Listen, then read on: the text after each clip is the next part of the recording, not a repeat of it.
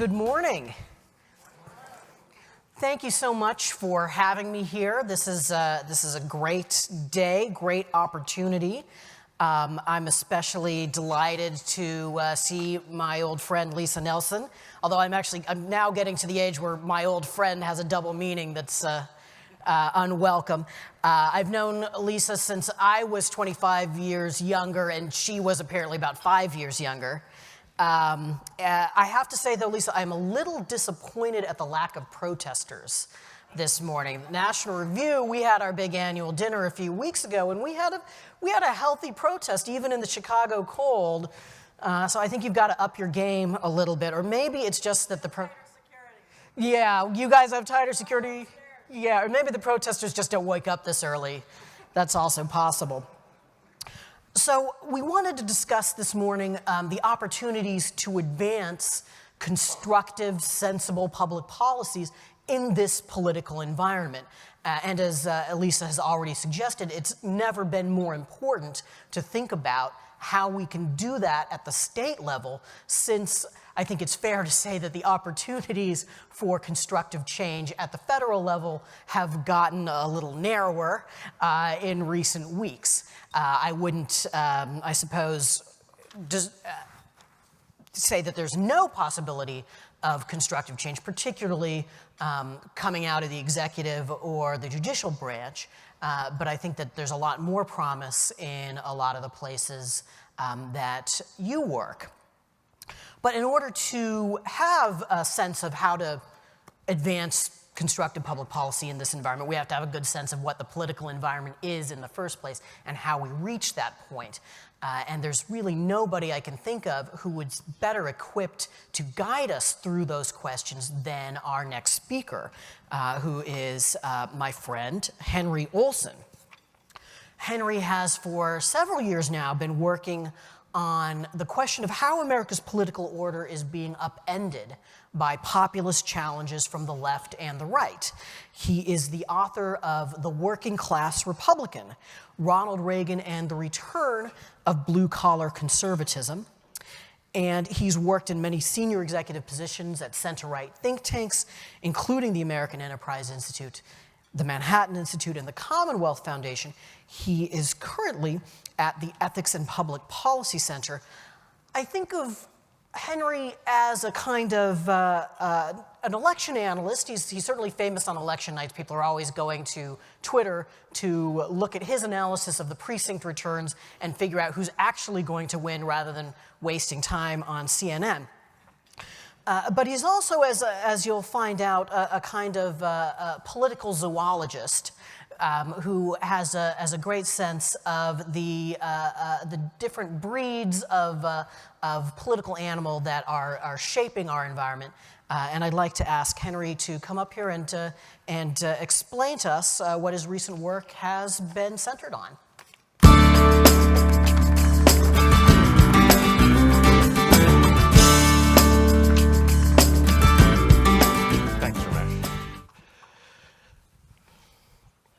Well, I appreciated the introduction and the lead-in because the way I've been describing what we just went through in the election is really a movement of two sets of animals, rhinos and tigers. Who are rhinos? Well, rhinos is an acronym well known to conservative movement activists, Republicans in name only, as a derogative term given to people who are viewed as insufficiently conservative. You can say that what happened on Tuesday was, Tuesday of Election Day, was the rhinos' revenge. That people who traditionally voted for Republicans, who were moderates, largely high-income suburbanites, did not feel at home in a Republican Party that was dominated by the personality and the concerns of Donald Trump, and decided to take out their anger on elected office holders up and down the ballot. I'm sure a number of you know of colleagues who lost their seats largely in suburban areas precisely because of the swing of a moderate educated person who, if you walked into a CPAC convention, would have been called a rhino. Turns out that Republicans need rhinos in order to have large majorities, certainly any majority in the House, or large majorities, or in some cases majorities at all in state legislators. But there was another beast that was a prowl on election night, and that helped topple some Democrats and also helped preserve Republicans, and also was the reason why Republicans gained seats in the United States Senate. And the tiger is the name I give to the blue-collar former Democrat who started voting Republican with Trump. Tiger stands for Trump is Great Republican. And what we found this time is that even though Trump wasn't on the ballot, he could transfer the personal loyalty they had to the party. We found that in states and with districts with large numbers of tigers, they elected Republicans, whether they were Republican incumbents who were withstanding serious challenges, like Troy Balderson in Ohio 12, or Don Bacon in Nebraska 2. But also were the reason why Republicans picked up seats in the Senate and why they maintained majorities in a number of states where suburban losses were pretty high. So what does that mean for you? I mean, you're not sitting in Congress. I think what it means is that the states, your state circumstance will depend a lot on what sort of voter that you have. If you're in a safe red Republican state, you probably have the same opportunities you did beforehand. A lot of, some states did not see a whole lot of seat change because they didn't have a whole lot of educated suburbanites who are moving in the other direction. If you're in a more urban state where you saw that, like Arizona, where the Republicans now have a very narrow majority in the state house because of the loss of state house seats in highly educated, more moderate areas. The question is, how do you make that balance? Where do you find the sweet spot between what the educated moderate who's willing to stray off the reservation wants and where the Republican establishment wants? One thing when you're thinking about that is to understand that the person who is willing to switch parties, one, has an overwhelming focus on the federal government, but on the state level is somebody who sits between the Republicans and the Democrats. They're the sort of person who was my next panelist was telling me before breakfast, would vote for Rick Scott for the Senate and a 1% sales tax increase for their local transit and education. The sort of person who in Kansas had Republican challenges to many Republican incumbents over the question of Governor Brownback's tax cuts. They're not Democrats, but they're not hardline movement conservatives either. And striking that balance between a smaller and more limited government, but also one that focuses on the right sorts of issues and gives the right sort of priority is really key for state legislator. And I'm sure the other panelists will have specific examples of the sorts of things that you can tailor, but keeping that balance in mind is very important when you're going after to try and increase support for free markets and limited government among people who are kind of 1 foot in and 1 foot out with respect to that. That they'd like a limited government, but not but they'd also like an active and perhaps not statically sized government. With respect to the rural areas, the thing to remember about the tigers is that they tend to not necessarily be responsive to the sort of PNs to business or to entrepreneurship that a lot of movement conservatives like to talk about. These voters tend to be workers, not business owners. They tend to value the hard work of labor more than the hard work of capital. And when talking about policy changes, they also tend to rely more on public services. They're more likely to be the sort of person for whom, in a federal level, Social Security will be a large part of their retirement. They tend to be the sort of person who is likelier to have access to public support programs, whether likelier to go on unemployment or likelier to be eligible for disability insurance just because they work in harder jobs. And so representing that viewpoint, that they want economic development, they want private sector opportunity, they don't want dependence, but understanding that they don't view government support programs as dependence, but rather as help, as long as they're targeted to people who deserve it, is a really important thing to understand. They also are people who tend to look at the practical side of things rather than the philosophic side. You take a look at Missouri. For those, if there's anyone from Missouri, you'll know what I'm referring to. The sort of people who might have voted for Claire McCaskill 6 years ago, voted for Josh Hawley this time, and voted to repeal the right to work bill at the Missouri State Legislature. What's the sweet spot that explains that person? Well, that person is somebody who sits between the left and the right, much as the high-income suburbanite, but has a very different set of concerns, a very different set of worldview that you'd be very wise to take into account. I think there are a whole lot of policies that can unite Republicans and rhinos and tigers. And for those of you who like The Wizard of Oz, I like to say that this is rhinos and tigers and elephants, oh my, as you go down the yellow brick road of legislative policy. But so I'm just finding The Wizard of Oz is not getting the laughs it used to when I was younger. Henry's always been known for his contemporary pop culture references. Yeah, so I know more about the big bands of 1938 than the popular music of 2018. But I think when you're thinking about your opportunities, you always have to look at the political backdrop, particularly as your concerns are going to be different than your governor's concerns. And even if you're in a safe area, if you're in at all a competitive area, you'll have a governor who is looking over their shoulder, and they'll be looking at the same trends. They'll be looking at combining those three elements of the Republican coalition into one, and the things that you can do that hit the sweet spot for all of them. Things like work requirements for welfare programs, which is a large issue for my friend Taryn, who will be joining us here. There's no reason that sort of thing doesn't work, because it hits the question that the Tigers have: do people deserve it? Are they putting forth effort? It hits the questions of efficient but caring government that the rhinos are interested in, and it hits the idea of limited and smaller government that conservatives tend to be animated about.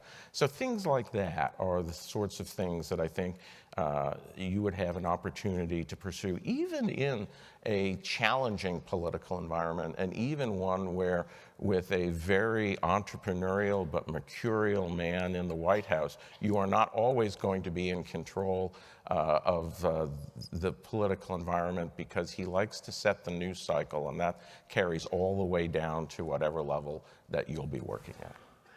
I'm sure they have no idea what you're talking about.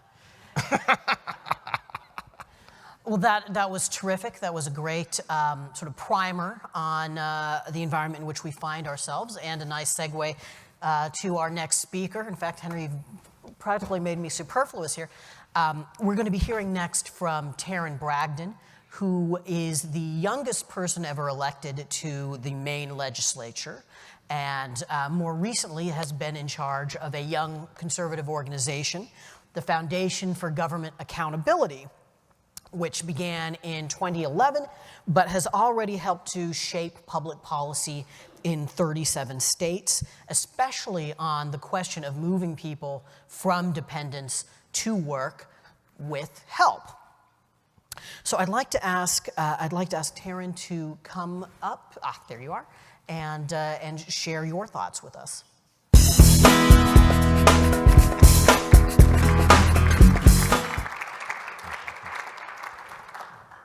So I thought I'd just make some opening remarks from up here.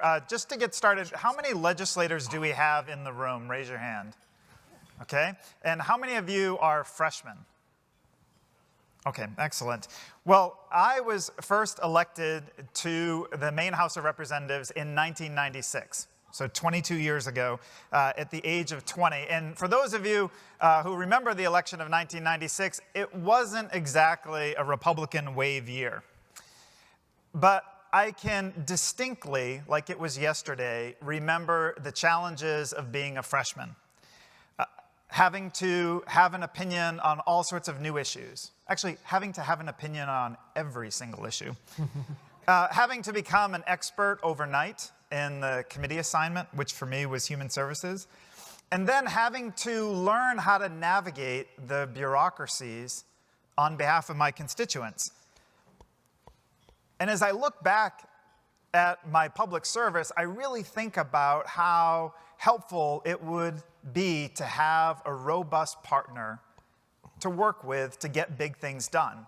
And that's why it's great to be here at ALEC, because ALEC was that, and the organization that I started and lead, the Foundation for Government Accountability, seeks to do that as well. We're based in Florida. I moved from Maine to Florida 7 years ago and started FGA with about $50,000 in startup money. And this year we will raise just under $12 million to focus on one big thing. And that's to help millions of our neighbors achieve the American dream. So let's talk a little bit about that, how to do that in the current political climate. I want to start by having you think about something. Think about your first job. And then think about where you are now.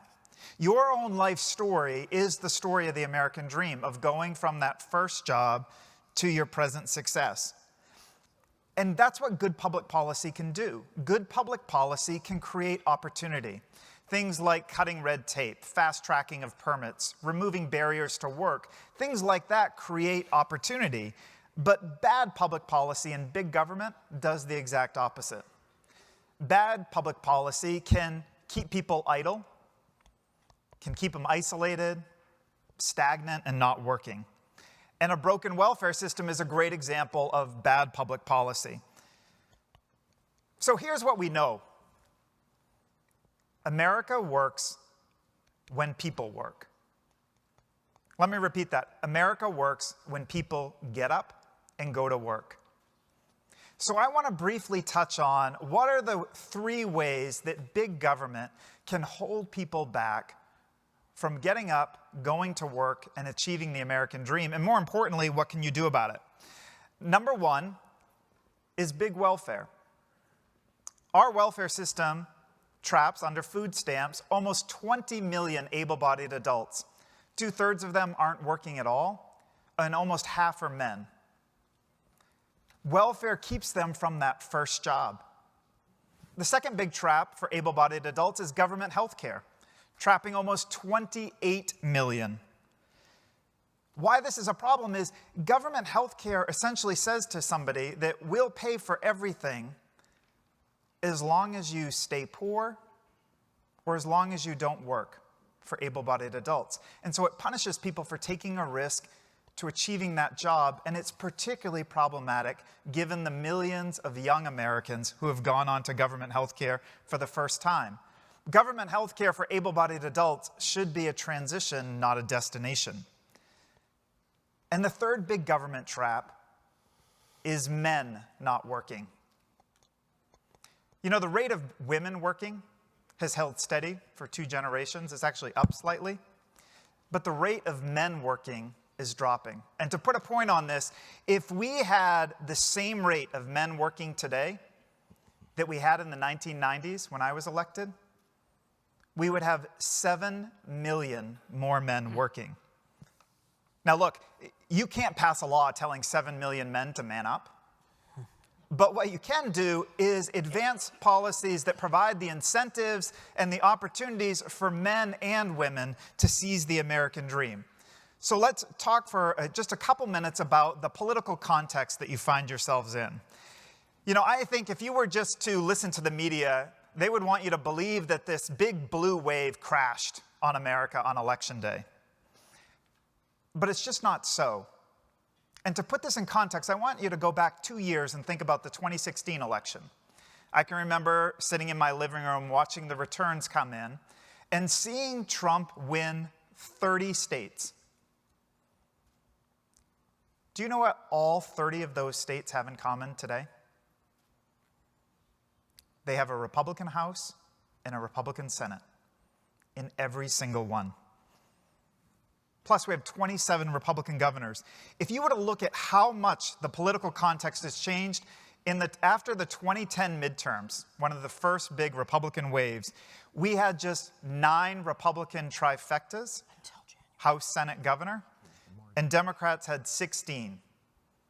After this midterm, Republicans have 23 trifectas, up from 9, Democrats have 14.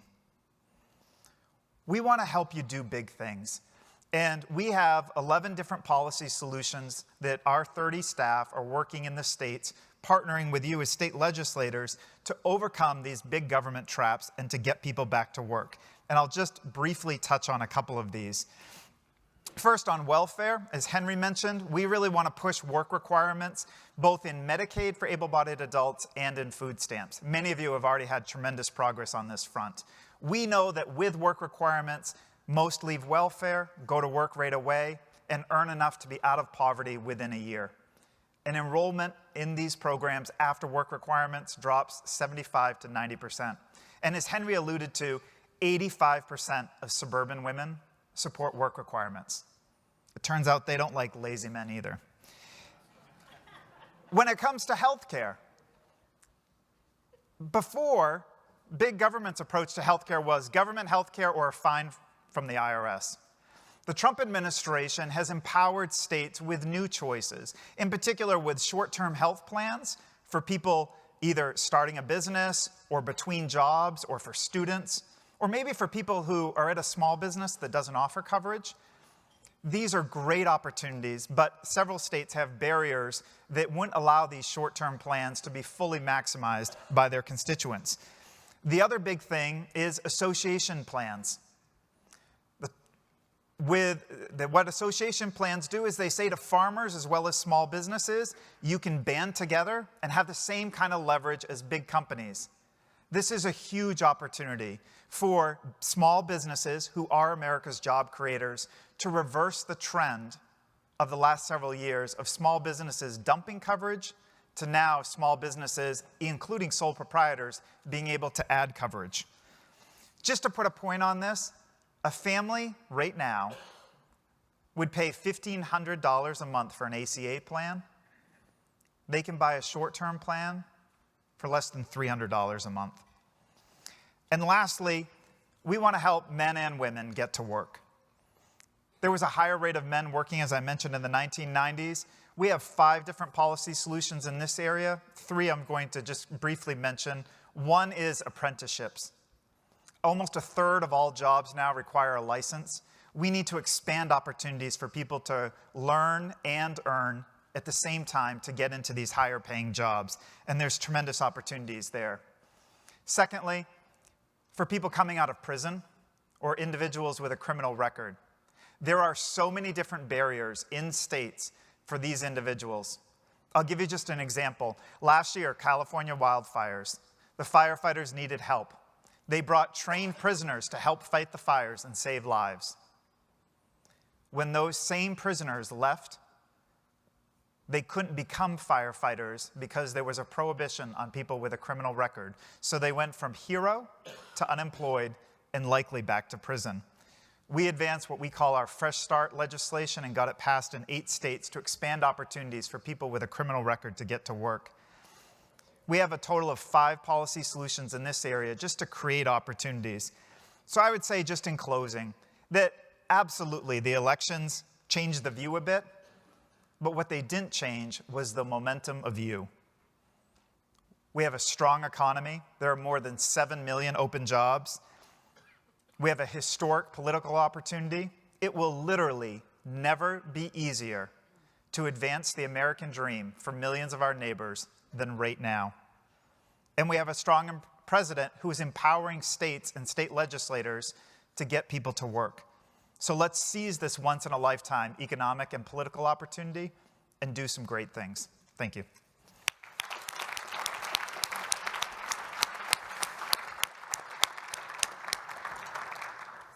Thank you, Taryn. That was full of so many interesting observations and great ideas that are really all what we're about here and what that inspiring video we saw was talking about.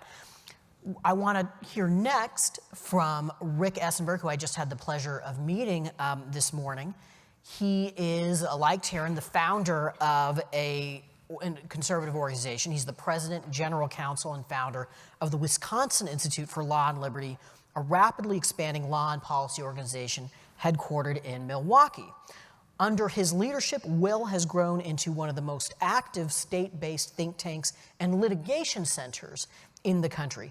He's a frequent litigator in state and federal courts and a nationally recognized scholar and commentator on constitutional law, especially the First Amendment's guarantees of freedom of speech and religion. He's one of the leading experts on the Wisconsin Constitution and a frequent advocate before the Wisconsin Supreme Court. And I'd like for you to share your thoughts on what we can do to promote prosperity, liberty, and limited constitutional government. Rick Essenberg.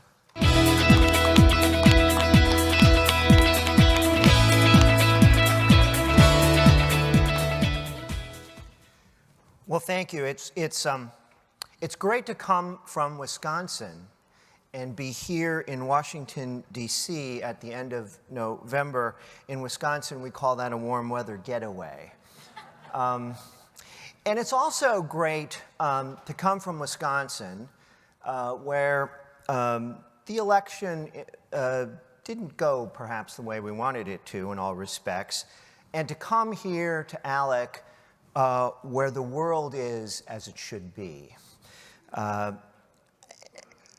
And I think in reaction to the election outcome, I want to start perhaps with a more sober note, and that is that there are no permanent victories in politics. We saw that nationally this month. Democrats had a net gain of 7 governorships, a net gain of 5 legislative chambers, and a net gain of 6 trifectas. In Wisconsin, we lost a trifecta that has been in place for the last 8 years when Governor Scott Walker lost his bid for re-election. And I think there's a lesson in this, and it suggests that we take a longer view, understanding that the rules of the game and not just today's outcome matters. When we have power, we want to win. We want to win now. We want to win everything. But there will be a time when we don't have power. And our objective will be to avoid losing or to at least to cut our losses. So I want to suggest that you should also worry about process. Structural limits on the power of government may be the best guarantor of liberty and one of the most effective limits on the left progressive state. I want you to keep in mind that if the long game for progressivism is to consolidate authority in the executive and in Washington, and I think it is, then the long game for conservatives should be to stand up for our Constitution's separation of powers and for federalism. We did this in Wisconsin. When we had power, we paid attention to regulatory reform. Now, we're all familiar with Nancy Pelosi's statement that we needed to pass the Affordable Care Act so that we would know what was in the Affordable Care Act. And she was mocked for seeming to suggest that Congress should pass a bill that they hadn't read and that they don't understand. But there's a sense in which she was absolutely right. Because even if you had read all 1,900 pages of the Affordable Care Act, I dare say even if you had memorized it, you still wouldn't really know what it did until the administrative agencies decided what it should do. And so I would urge you to consider reining in your administrative agencies. Well, regulatory reform is often seen as a Republican ploy to limit the power of government, and it is. It's also something that should appeal to both the Democrats, at least some Democrats, and the Tigers. Because the administrative agency, even though it is prone to regulate, is also, because it's opaque, because it deals with complex and narrow issues, subject to regulatory capture. It's a way in which, if you're a tiger, the elites and the globalists rig the game in their favor. And if you're a Democrat, it's the way in which nefarious corporations rig the game against the public interest. This type of process reform can have an appeal which goes beyond this sort of core and traditional Republican constituency. So here are some ideas, things that can be done in the state level, because this isn't just a Washington thing. Right, you know that each one of your 50 individual states have swamps, they have deep states, and they're worth reining in. You can enact an end to deference to administrative agencies. Now, we did this in Wisconsin by judicial decision, but you can also enact legislation which makes clear that courts should not defer to administrative agencies' interpretation of statutes and interpretation of their own power. You can enact adequate limits on rulemaking. First of all, you can require when an administrative agency is to act that it act through rulemaking and not through guidances and what was known in the Obama administration as dear colleague letters, as in a letter that was sent to regulated parties that said, dear colleague, do what you want or you will find a V between your name and the name of your country. That's quite an intimidating thing. So you can require that rulemaking be done. You can require that rulemaking be done pursuant to adequate standards. In Wisconsin, we ended implied authority for rulemaking. We require that there be a specific direction from the legislature to administrative agencies, and that administrative agencies be cabined by those specific directives. This is presumably a constitutional requirement. There's a non-delegation doctrine, which was developed years ago, but it is rarely, might be more accurately said, never enforced by courts. This is something that you can address. You can pass some type of a REINS Act in which the legislature acts as a check on administrative rulemaking. Now, there are a number of ways that you can do that. It's typical to give the legislature an opportunity to block administrative rulemaking.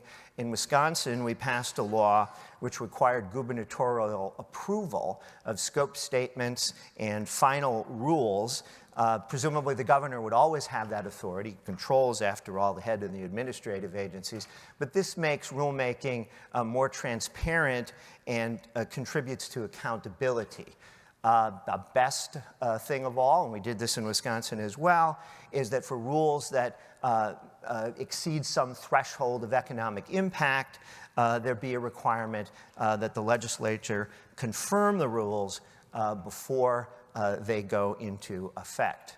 So regulatory reform is a thing that we did in Wisconsin. It's a thing that you can do that I think has broader appeal. And I think you can also stand up for federalism. By federalism, I mean competitive federalism. I think that is the type of federalism that our founders adopted. We often hear legal scholars talking today about cooperative federalism. The federal government and the state should cooperate. In practice, this tends to mean that states act as administrative units of the federal government, that their power is sharply cabined. Competitive federalism, which I think is true constitutional federalism, is a little bit different. In competitive federalism, the federal government does have supreme authority, where the Constitution gives it supreme authority, but otherwise, it's out of the picture. And states are free to compete with each other. And ironically, states don't always want to have competitive federalism. Because cooperative federalism is a way in which they can form cartels and protect themselves from competition through other states through the adoption of federal floors and standards. This is one of the reasons when we talk about competitive federalism at Will, and we have a Center for Competitive Federalism, there are two words that I forbid my colleagues from ever using. Those words are states' rights. Part of that is because the term has a certain odor to it, if you will, but also because competitive federalism is more complicated than that. Competitive federalism recognizes that both the federal government and the states have their sphere. Now, restoring competitive federalism is going to be a challenge.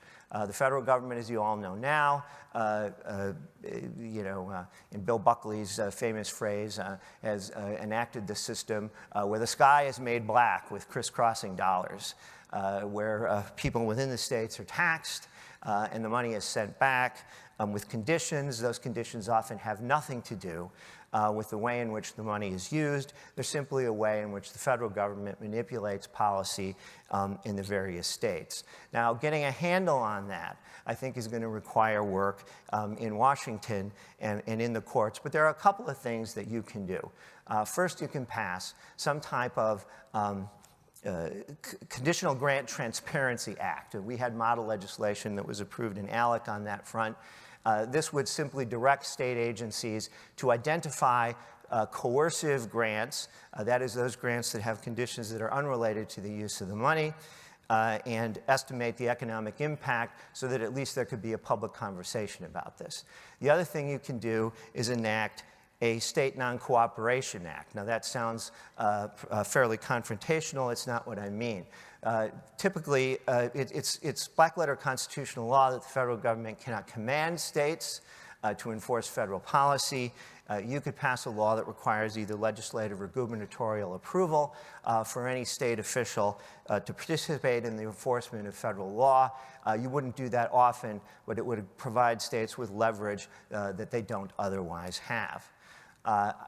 These things may not be the most exciting things in the world. They're wonky, but I think in light of what we've known for a long time, that there are no permanent victories in politics, these are things that are well worth considering.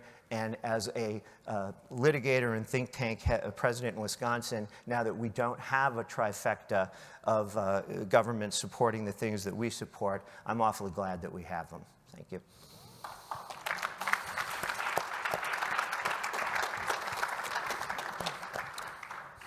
Thank you for those very thought-provoking remarks. I'm going to direct the first question to you, Rick, which is, you alluded at the end to these sort of structural reforms not necessarily being the most exciting of issues, even if they're important. How do you build support for those kinds of reforms, given that fact? Well, I think that administrative agencies are an easy target. This is the deep state. These are the bureaucrats. These are the people that are sneaking through the back door and taking what we have. And I think that the theme here is that administrative agency reform is a return to constitutional democracy. It is a way to empower the people's representatives, the elected legislature, as the body that makes the law. With respect to federalism, it takes a longer view. Democrats were not in favor of federalism when Barack Obama was president, but now that Donald Trump is president, they seem to be according it strange new respect. And I think what's important for us, for people who identify themselves as conservatives, is to understand that the current state of affairs, when we have power in Washington, less power in January than we do today, that we ought to understand that that situation is not permanent, and that a return to competitive federalism is an effective check on the type of unlimited government that we say that we oppose.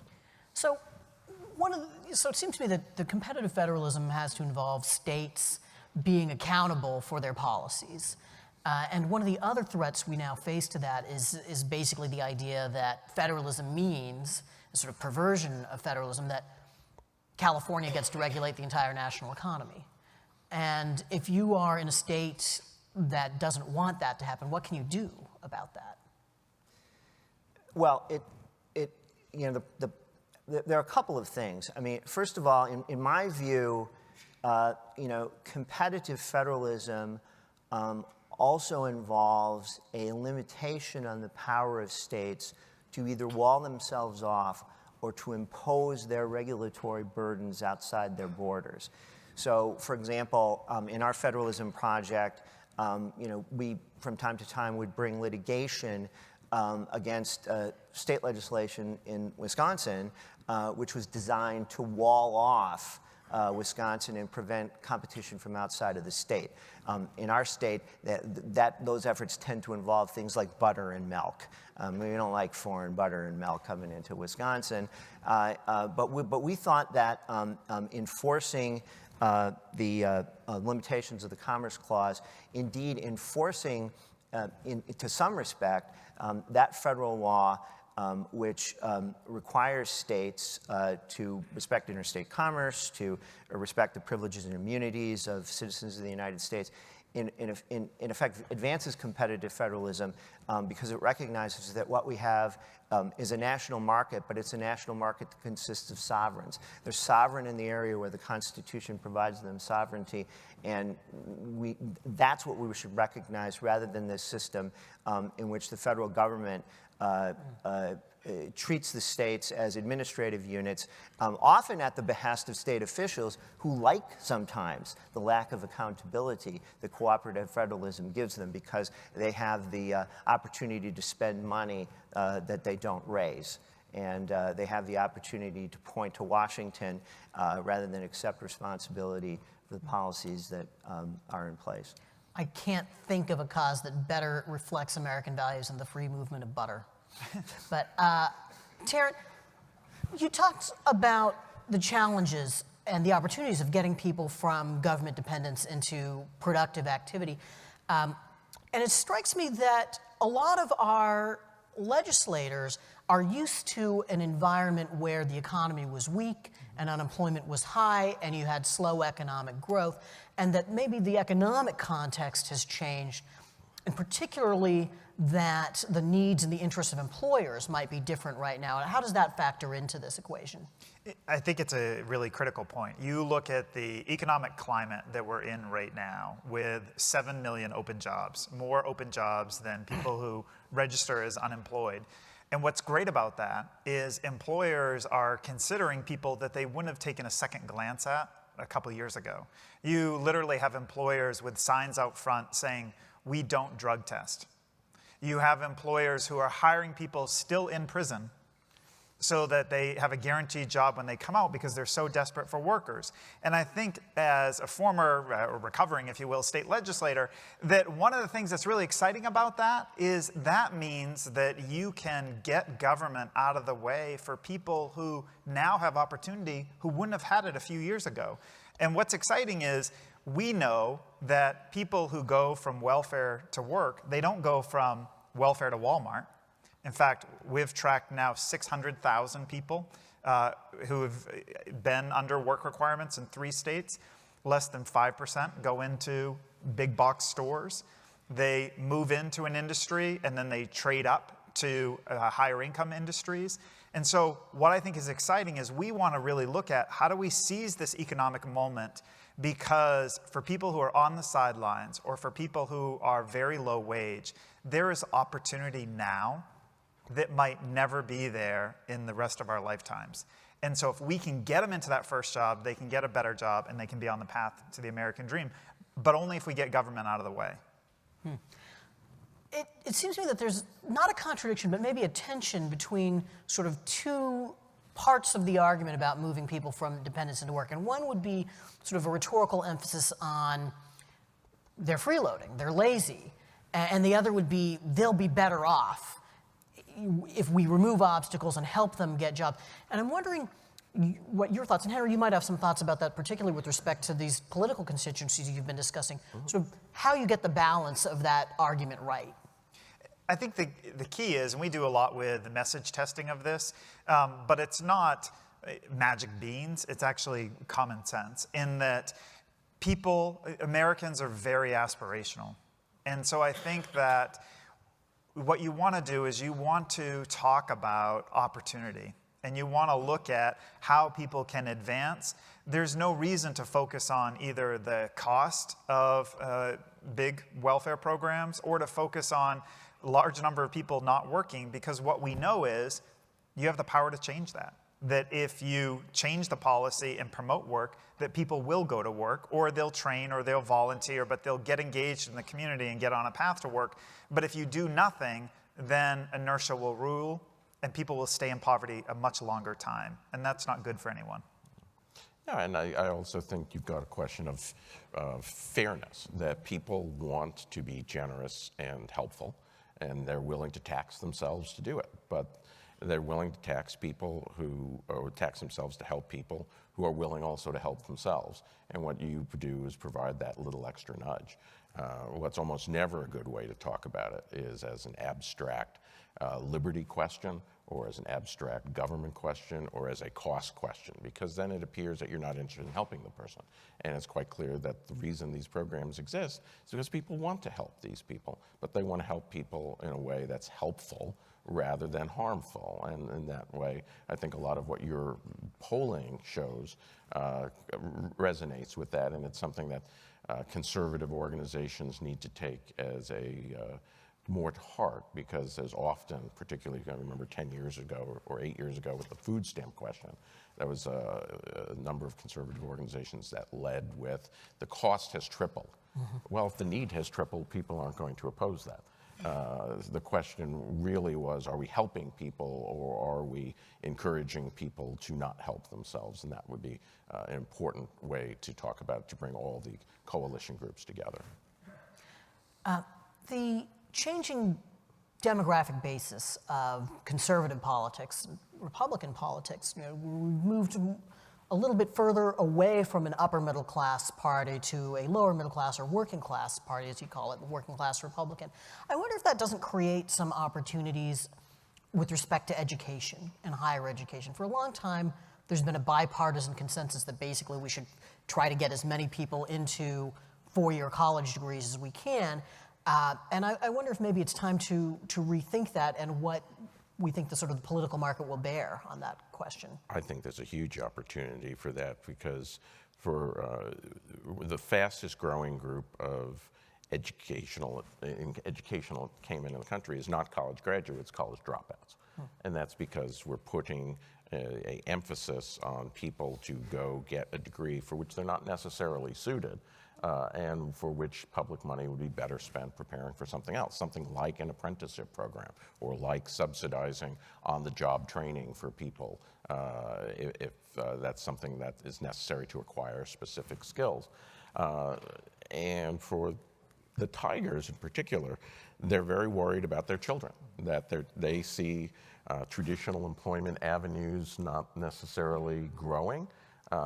And if the only alternative that's presented them through public policy is something that their child's not well suited for, and which is likely going to saddle them with debt that they can't pay off very easily, they'll be very open to other alternatives. And that includes things like deregulating higher education to make it cheaper, but also providing what a lot of these people want, which is more career training rather than a traditional college education.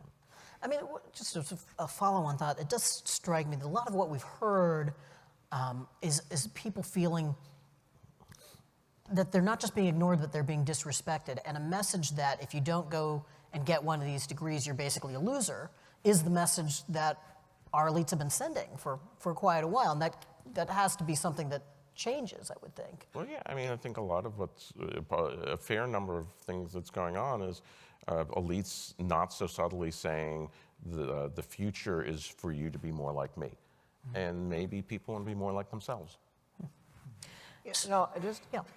One of the things, and I think Taryn touched on this, is the way in which the aspirations of working class people are often frustrated and not advanced by government intervention.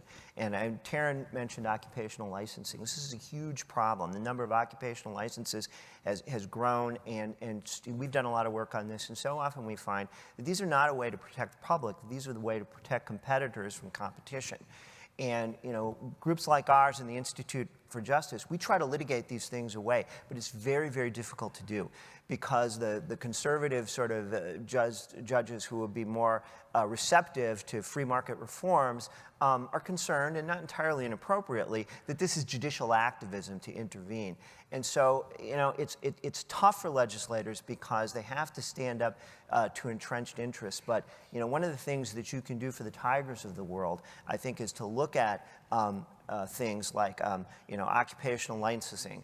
Look at the three-tier alcohol regulation system, which is really a sort of a war on entrepreneurs, and so many other ways in which, state laws have been enacted at the behest of one set of competitors to frustrate the right to earn a living or to open up a lawful business. I think this is an area where there's an opportunity to bring together this sort of breach that we appear to have in the conservative and Republican coalition. Yeah, and not just entrepreneurship. I mean, when you were saying that, I was thinking barbers.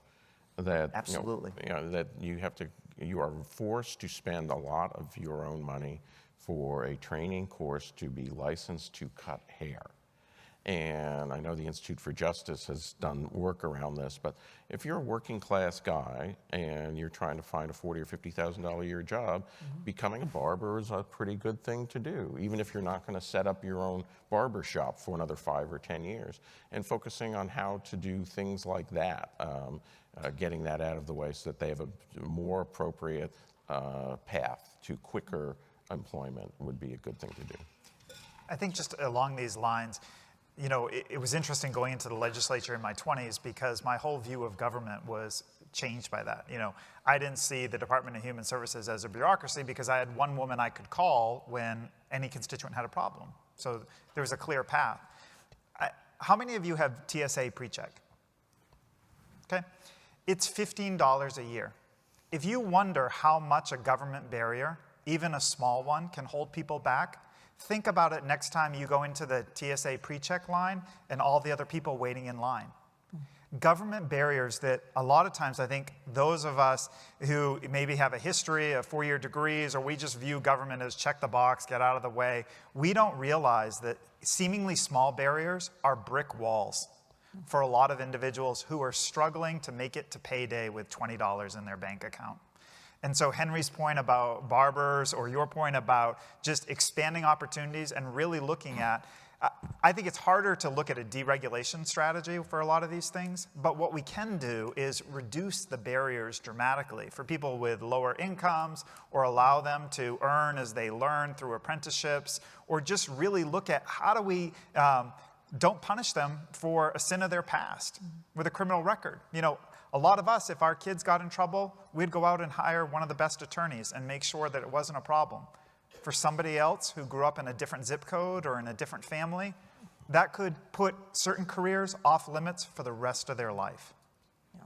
On the licensure, I happen to have written about the licensure reform question, and in the 1950s, about 5% of American jobs required a government license.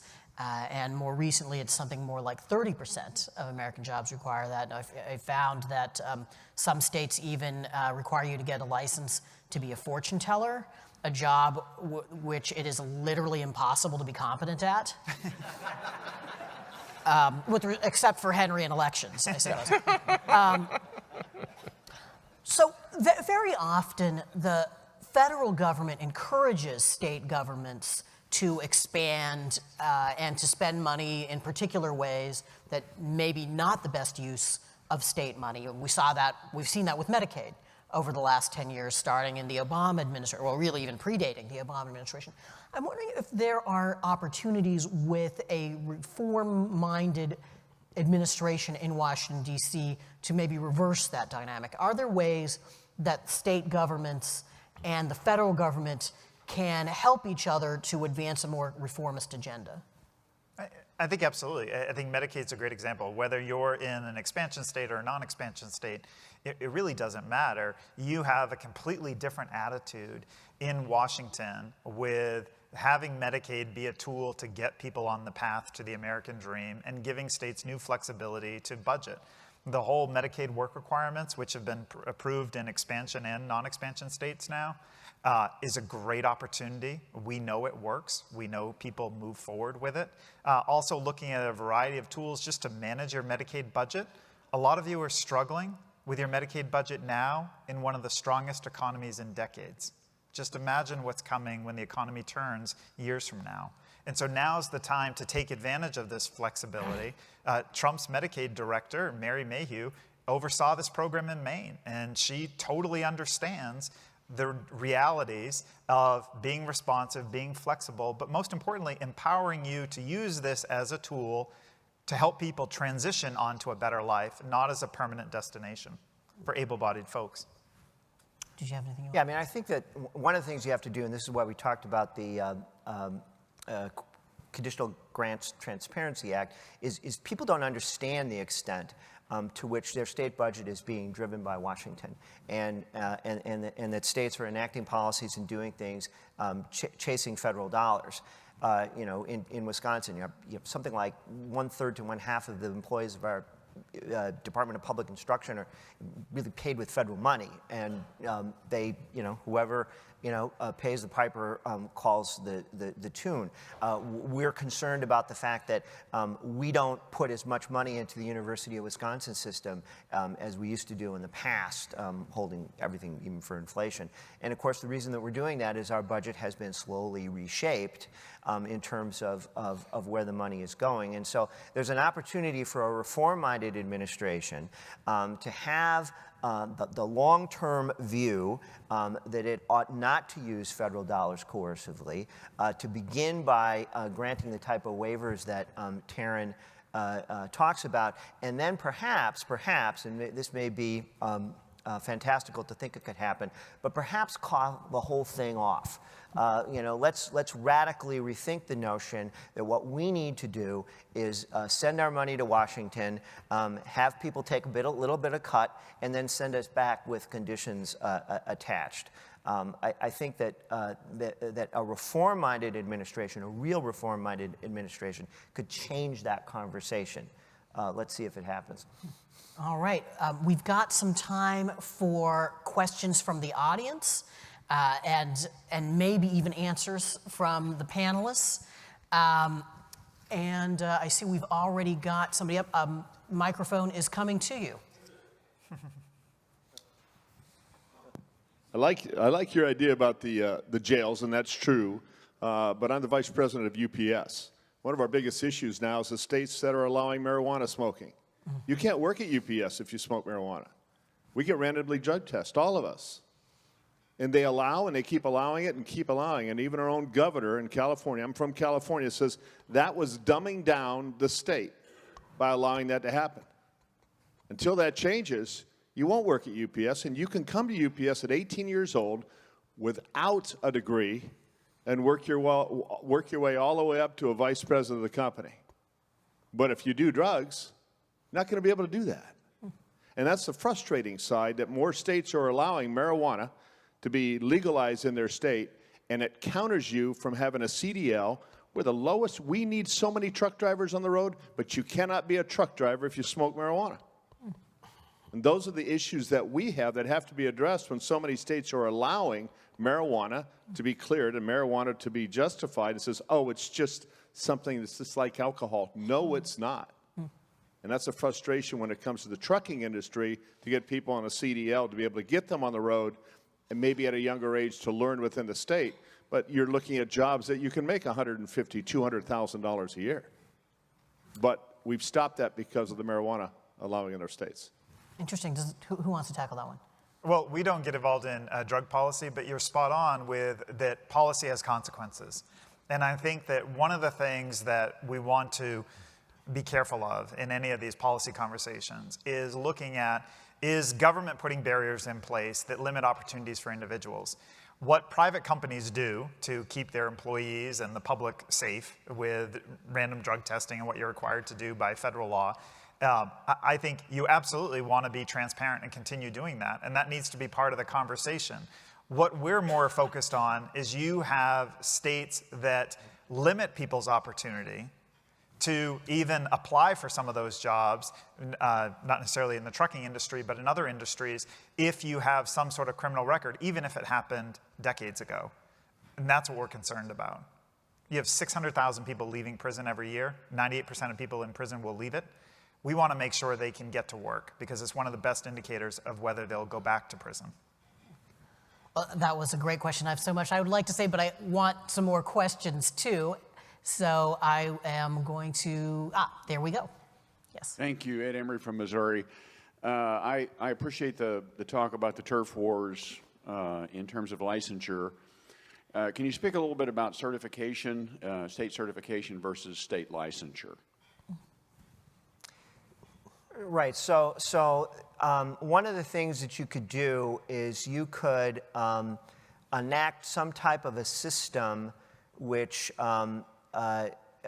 sort of adopts, for lack of better term, sort of a least restrictive means requirement with respect to occupational regulation. And so you could imagine sort of a ladder where, depending upon what the needs of the situation are thought to be, you could have increasingly robust licensing or certification requirements. And so, we would generally think of a license as something where, you'd have to meet some type of educational or experience requirement before you can get a license. Certification can be something where, more akin to sort of registration, where, the state simply keeps track of whoever it is that is engaged in performing a certain type of job. And so one of the, and I know IJ has some model legislation on this that can be passed, is to require that agencies and states adopt the least restrictive means for regulating a particular profession. But interestingly, one of the things that we found is that one of the big impetuses for occupational licensing are sort of people wanting to fence out competitors. Oftentimes you have constituency groups that feel that licensing is an affirmation of their problem. And so we had a throwaway line in a report about, we don't really need to license sign language interpreters because after all, there's a national privately administered test they can take and they could simply let people know that they've passed that test. And we got a lot of flack from the deaf community who thought that that meant that we didn't care about their problem. But that's not the case at all. Actually, by restricting licensing, we would make services more readily available to them. I think just very briefly on that point, I think what you want to do is not have a binary view of it's all or nothing, because it's very hard in politics to have 100% victory.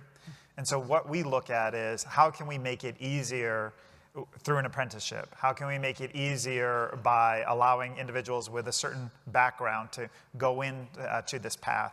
How can we make it easier with flexibility even on the public funding side and signaling that these are jobs and occupations that individuals should be moving into? So we're thinking about, okay, how can we make it 30% easier next year and then come back and do more, rather than a big delicensing or a deregulation strategy, which is good, but sometimes it's just very politically difficult.